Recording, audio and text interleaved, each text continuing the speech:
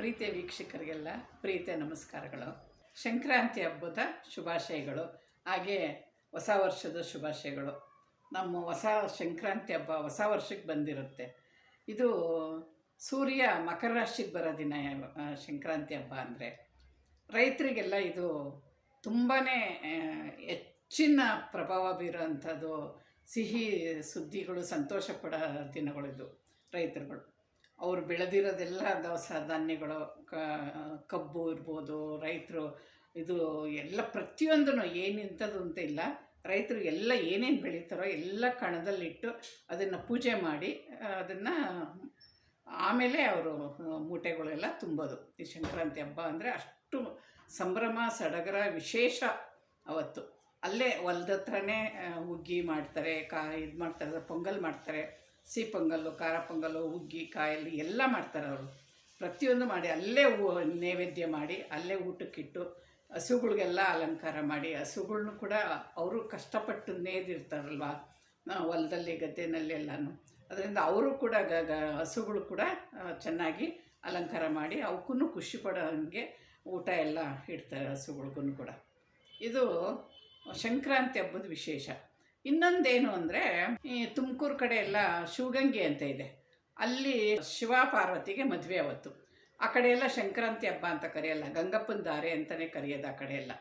ಅದೊಂದು ವಿಶೇಷ. ಆ ಕಡೆ ಶಿವಗಂಗೆ, ತುಮಕೂರು, ದಾವಸ್ಪೇಟೆ ಆ ಕಡೆ ಬರುತ್ತೆ. ಸಂಭ್ರಮ ಅದು. ಶಿವ ಪಾರ್ವತಿಗೆ ಮದುವೆ ಅಂದರೆ ತುಂಬ ಸಂಭ್ರಮ ಆಗಲಿ.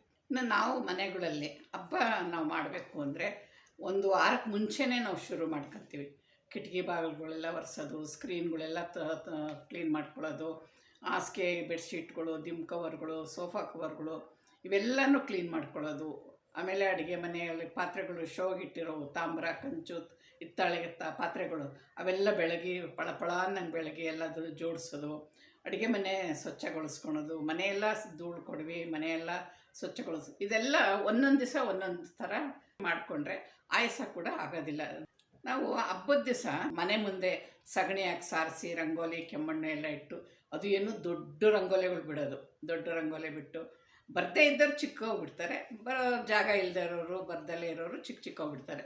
ಬರೋರು ದೊಡ್ಡದಾಗಿ ರಂಗೋಲಿ ಬಿಡ್ತಾರೆ. ಅದಕ್ಕೆ ಕೆಮ್ಮಣ್ಣೆಲ್ಲ ಹಾಕ್ತಾರೆ. ಕೆಮ್ಮಣ್ಣು ರಂಗೋಲಿ ಎಲ್ಲ ಹಾಕಿ ಅದಕ್ಕೆ ಒಂದು ಕಲರ್ ಕೂಡ ಹಾಕ್ತಾರೆ. ಅದ್ರ ಜೊತೆಗೆ ಸಂಕ್ರಾಂತಿ ಹಬ್ಬ ಅಂತಲೂ ಬರೀತಾರೆ.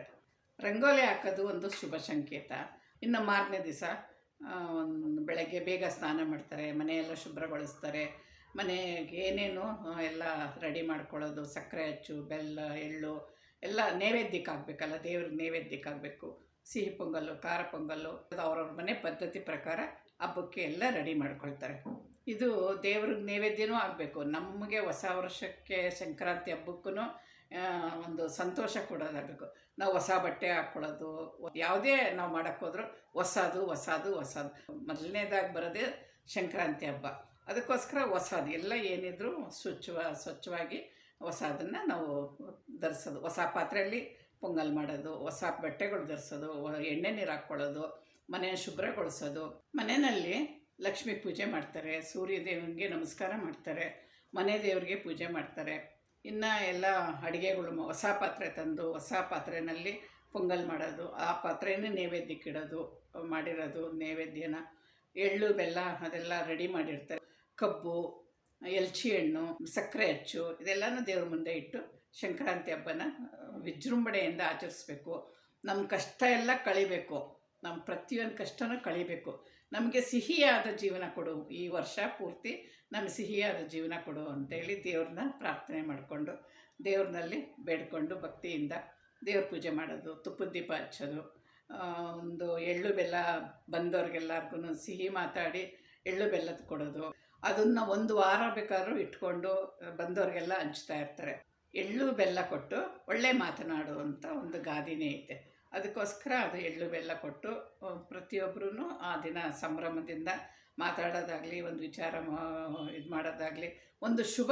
ಅವತ್ತು ನಾವು ಸಕ್ಕರೆ ಅಚ್ಚು, ಎಳ್ಳು ಬೆಲ್ಲ ನಾವು ಹಂಚಕ್ಕೆ ಹೋಗ್ಬೇಕಾದ್ರೆ ಮನೆಗೂ ಹೆಣ್ಣುಮಕ್ಕಳು ಅಲಂಕಾರ ಮಾಡಿಕೊಂಡು ಅವ್ರಿಗೆ ಹೊಸ ಬಟ್ಟೆ ಧರಿಸ್ಕೊಂಡು ಖುಷಿಯಿಂದ ಎಲ್ಲ ಜೋಡಿಸ್ಕೊಂಡು ಹೋಗ್ತಾರೆ. ಮನೆಗೂ ಎಳ್ಳು ಬೆಲ್ಲ ಕೊಟ್ಟು ಬರಬೇಕು. ಅವ್ರಿಗೆ ಎಳ್ಳು ಬೆಲ್ಲ ಕೊಡಬೇಕಾದ್ರೆ ಎಳ್ಳು ಬೆಲ್ಲ ತಿಂದು ಒಳ್ಳೆ ಮಾತನಾಡು ಅನ್ನೋದು ಒಂದು ಗಾದೆ ಇದೆ. ಆ ಗಾದಿನ ಹೇಳ್ಕೊಂಡು ಅದನ್ನು ಎಳ್ಳು ಬೆಲ್ಲ ಕೊಡ್ತಾರೆ. ಸಂಕ್ರಾಂತಿ ಹಬ್ಬಕ್ಕೆ ಪ್ರತಿಯೊಬ್ಬರಿಗೂ ಒಳ್ಳೆಯದಾಗಲಿ, ಎಲ್ಲರಿಗೂ ಅನುಕೂಲವಾಗಲಿ ಅಂದ್ಬಿಟ್ಟು ವರ್ಷ ವರ್ಷ ಜನಗಳು ಕೇಳ್ತಾ ಇದ್ದಾರೆ, ಸಬ್ಸ್ಕ್ರೈಬರ್ಸ್ ಎಲ್ಲರೂ. ಅದ್ರ ಪ್ರಕಾರ ನಾವು ಎಳ್ಳು ಬೆಲ್ಲ ಎಲ್ಲ ರೆಡಿ ಮಾಡಿ, ಸಕ್ಕರೆ ಹೆಚ್ಚು ಎಲ್ಲ ರೆಡಿ ಮಾಡಿ ನಿಮಗೆ ಕಳಿಸ್ತಾ ಇರ್ತೀವಿ. ಸ್ಕ್ರೀನ್ ಮೇಲೆ ಬರೋ ನಂಬರ್ಗೆ ನೀವು ಆರ್ಡ್ರ್ ಮಾಡಿದ್ರೆ ನೀವು ಇರೋ ಜಾಗಕ್ಕೆ ನಿಮಗೆ ಪೋಸ್ಟ್ನಲ್ಲಿ ನಾವು ಕಳಿಸೋದಕ್ಕೆ ಅವಕಾಶ ಆಗುತ್ತೆ. ಈ ಸಂಕ್ರಾಂತಿ ಹಬ್ಬದಲ್ಲಿ ಅವರೆಕಾಯಿ, ಗೆಣಸು, ಕಡಲೆಕಾಯಿ 3 ಬೇಯಿಸ್ತೀವಲ್ವ, ಬೇಯಿಸಿದ ಹಬೆನ ಮಕ್ಕಳಿಗೆ ಸ್ವಲ್ಪ ಈ ಥರ ಕೊಡಬೇಕು. ಜೊತೆಗೆ ಅಕಸ್ಮಾತ್ ಅವ್ರ ಮಕ್ಕಳು ಹಬೆ ತಗೊಳ್ಳಿಲ್ಲ ಅಂದರೆ ಮರದಲ್ಲಿ ಸುರ್ಕೊಂಡು ಬಿಸಿನ ಕೇರಿದ್ರೆ ಮಕ್ಕಳು ಹೋಗ್ತಾರೆ. ಯಾಕೆಂದರೆ ವರ್ಷವೂ ಮಕ್ಕಳಿಗೆ ಒಂದು ಅಮ್ಮಗಳು ಬರ್ತಾವಲ್ವ, ಆ ಥರ ಅಮ್ಮಗಳು ಬರೋದಿಲ್ಲ ಅಂತ. ನೀವೇನು ಮಾಡಬೇಕು, ತಟ್ಟೆಗೆ ಸುರ್ಕೊಂಡು ಸುಮ್ಮನೆ ಹಬೆನ ಅವ್ರ ಮುಖಕ್ಕೆ ಒಂದು 3 ಸರಿ ಹಿಂಗಂದ್ರಿ ಸಾಕು. ನಮಗೆ ಮಕ್ಕಳಿರೋ ಮನೆಯಲ್ಲಿ ಇದು ತುಂಬ ಶ್ರೇಷ್ಠ. ಮಕ್ಕಳೇ ಅಂತ ಅಲ್ಲ, ಪ್ರತಿಯೊಬ್ಬರಿಗೂ ಇದು ಒಳ್ಳೆಯದಾಗುತ್ತೆ.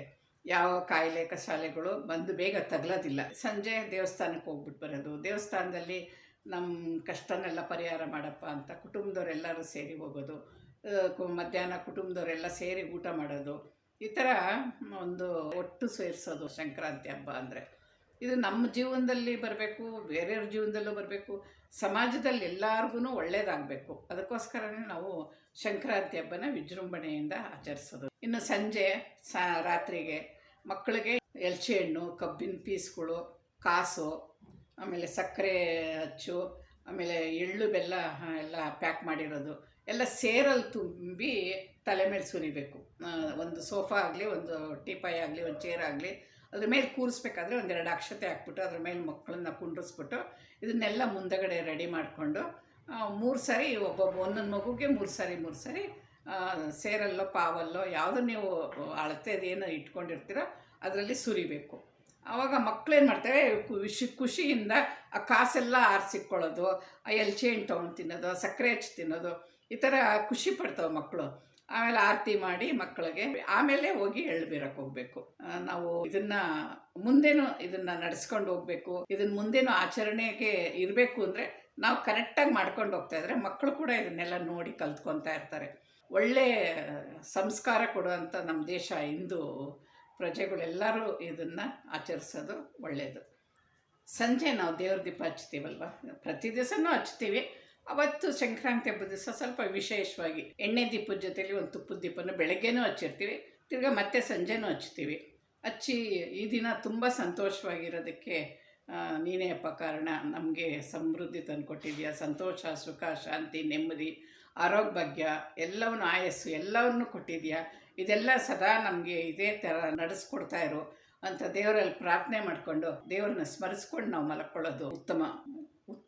ಒಂದು ನಮ್ಮ ಪ್ರಾರ್ಥನೆ ದೇವ್ರಿಗೆ ಸಲ್ಲಿಸ್ಬೇಕಲ್ವ. ದೇವರ ಆಶೀರ್ವಾದ ವರ್ಷವೂ ನಮಗೆ ಕೊಡ್ತಾ ಇರ್ತಾನಲ್ವ. ಅದರಿಂದ ನಾವು ಸಂಕ್ರಾಂತಿ ಹಬ್ಬದ ದಿವಸ ನಾವು ಪ್ರಾರ್ಥನೆನ ದೇವರಿಗೆ ಸಲ್ಲಿಸ್ಬೇಕು. ಸಂಕ್ರಾಂತಿ ಹಬ್ಬನ ಎಲ್ಲರೂ ಆಚರಿಸ್ರಿ. ಎಲ್ಲರಿಗೂ, ಪ್ರತಿಯೊಬ್ಬರಿಗೂ, ಸರ್ವರಿಗೂ ಸಂಕ್ರಾಂತಿ ಹಬ್ಬದ ಶುಭಾಶಯಗಳು. ಈ ವಿಡಿಯೋ ನಿಮಗೆ ಲೈಕ್ ಮಾಡಿ, ಶೇರ್ ಮಾಡಿ, ಸಬ್ಸ್ಕ್ರೈಬರ್ ಆಗಿರಿ. ಇನ್ನೂ ಏನಾದರೂ ವಿಷಯಗಳು ಏನಾರ ಬೇಕು ಅಂದರೆ ಕಮೆಂಟ್ ಮಾಡಿ. ನಾನು ಇನ್ನೊಬ್ಬರಿಗೆ ಹೇಳೋದು ಅಂತನ್ನೋದಕ್ಕಿಂತ ಕಮೆಂಟಲ್ಲಿ ಏನಾದರೂ ವಿಶೇಷವಾಗಿ ಒಂದು 10 ಜನಕ್ಕೆ ತಿಳಿಯೋಂಥ ವಿಷಯ ಇದ್ದರೆ ಒಂದು ವಿಡಿಯೋನೇ ಮಾಡಾಕ್ತೀನಿ ನಾನು. ಈ ವಿಡಿಯೋನ ನಿಮ್ಮ ಫ್ರೆಂಡ್ಸ್, ರಿಲೇಷನ್ಗೆಲ್ಲ ಶೇರ್ ಮಾಡಿ. ಸಂಕ್ರಾಂತಿ ಹಬ್ಬದ ಶುಭಾಶಯಗಳು. ನಮಸ್ಕಾರ.